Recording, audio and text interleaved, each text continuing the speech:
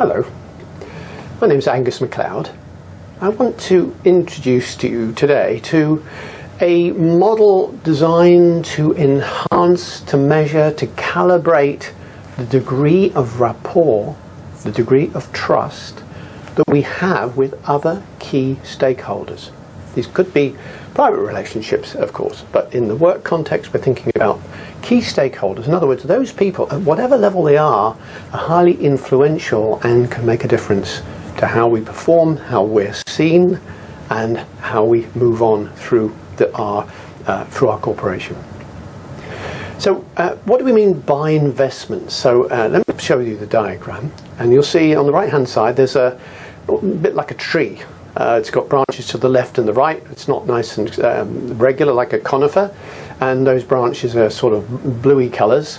And on the left hand set, this is called investments, and you can see that there are a number of arrows for me, or you if you like, and then the other person who's a key stakeholder on the right hand side.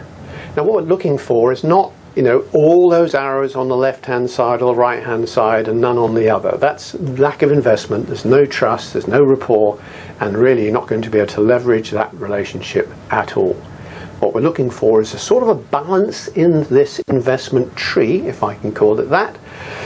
Not like a regular conifer, like something's a little bit mutated, but it's in balance. Now why is that? Well, let's say more about what these investments are, and then I hope you'll get some measure of what this means and how to manage it, how to calibrate it, how to look at the relationships you already have, measure them, and then perhaps make decisions about how you can next meet with them and how you might do a test, sharing an investment, inverted commas, with them, and seeing whether you can get a response on the other side of that tree to see if you get something back from them, an investment back for your own investment in them.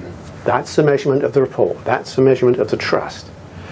So on the left hand side of that diagram again, you'll see there are two columns. So now the investment levels are relatively low at the bottom, simple and very ordinary, and they get a little bit tougher as you go up on both of those lists. The left hand list is about actions, things we might physically do or could be heard or seen by the other person. And the right hand list is about sort of private stuff. It's about sharing stuff about us. You know, where do we work? Where do we have holidays and so forth? And then, as I said, those investments are maybe a little bit tougher, and as you go up the list, they're not things you might broach straight away in certain company. Again, depends on the company, the work culture, and geographically whether these things are actually allowable within that culture or not.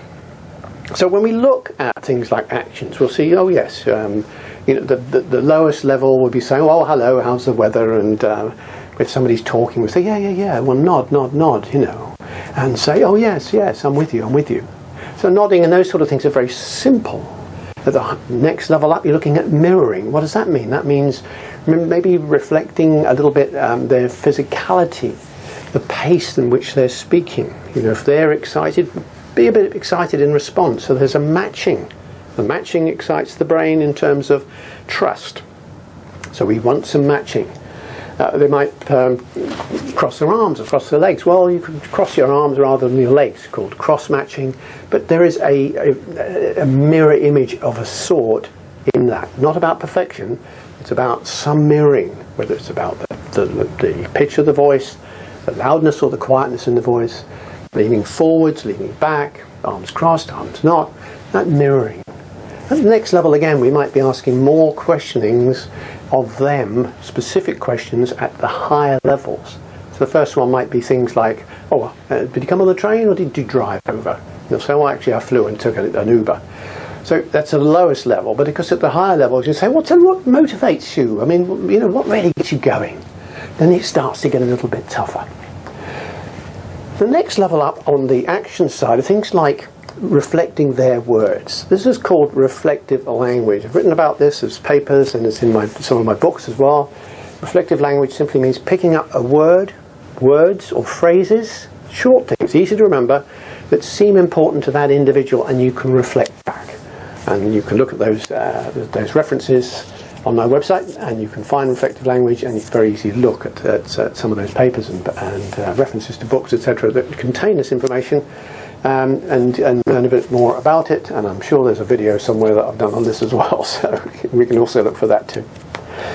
Then we've got more about energetic expression. It may be that business meetings very businessy, very formal.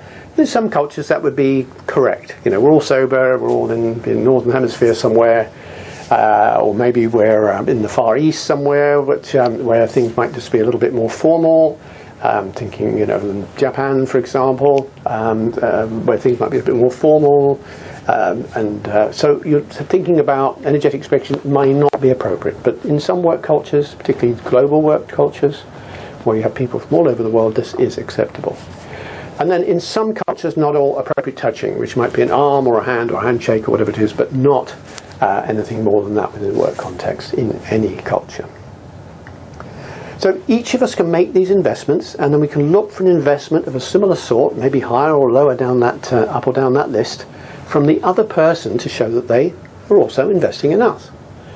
And then on the right hand side we've got that private stuff. It's a bit obvious, isn't it? It's about me and how did I get here, what's my hometown, do I share that, do I have any sports, where do I take my holidays, what do I do for my recreation, you know, do I have kids or not, you know, am I married, am I gay, am I not, you know, these different levels, again, depends on the work culture, depends on the individual you're with, and depends on the geographic culture as well.